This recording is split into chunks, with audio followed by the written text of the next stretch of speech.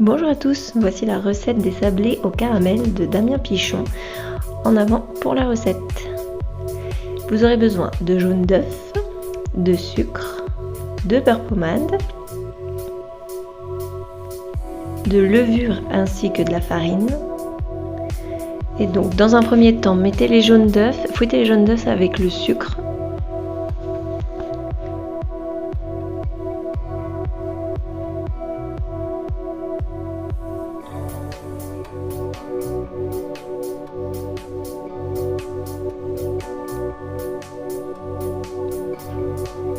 Raclez bien le fond du bol pour qu'il n'y ait pas de morceaux en trou. Ensuite, vous allez rajouter le beurre pommade avec la feuille, bien sûr. Vous mélangez bien jusqu'à ce que le mélange soit homogène et puis vous rajoutez donc la levure et la farine.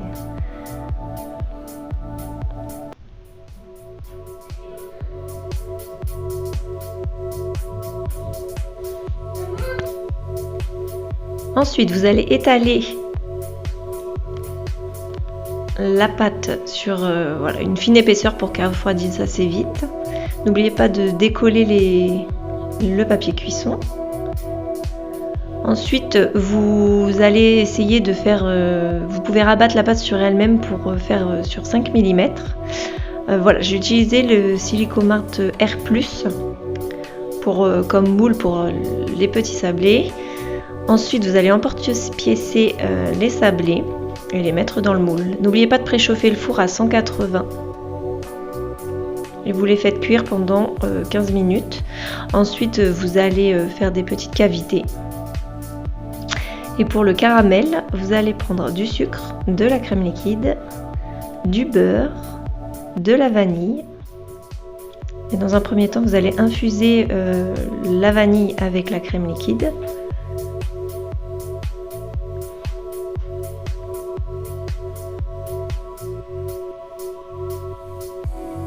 Ensuite, vous allez mettre petit à petit le sucre pour que ça caramélise, puis vous ajoutez le beurre. Mélangez bien pour que le beurre et le sucre s'homogénéisent. Puis ajoutez petit à petit la crème liquide chaude et laissez bouillir un petit peu.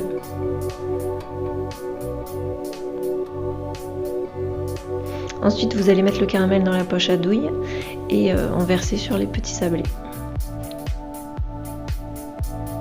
Et pendant ce temps-là, on va tempérer le chocolat au lait. Donc il faut le faire fondre entre 45 et 50 degrés. Ensuite, arrivé à 34 degrés, vous allez rajouter du beurre Micrio.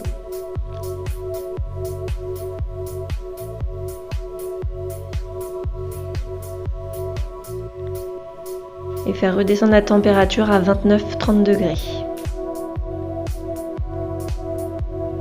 Quand c'est fait, vous allez pouvoir pocher dessus les sablés du chocolat, les mettre à l'envers sur une feuille de papier guitare et le temps que ça cristallise. Et ensuite, vous les retournez sur une plaque ou sur autre chose. Et voilà.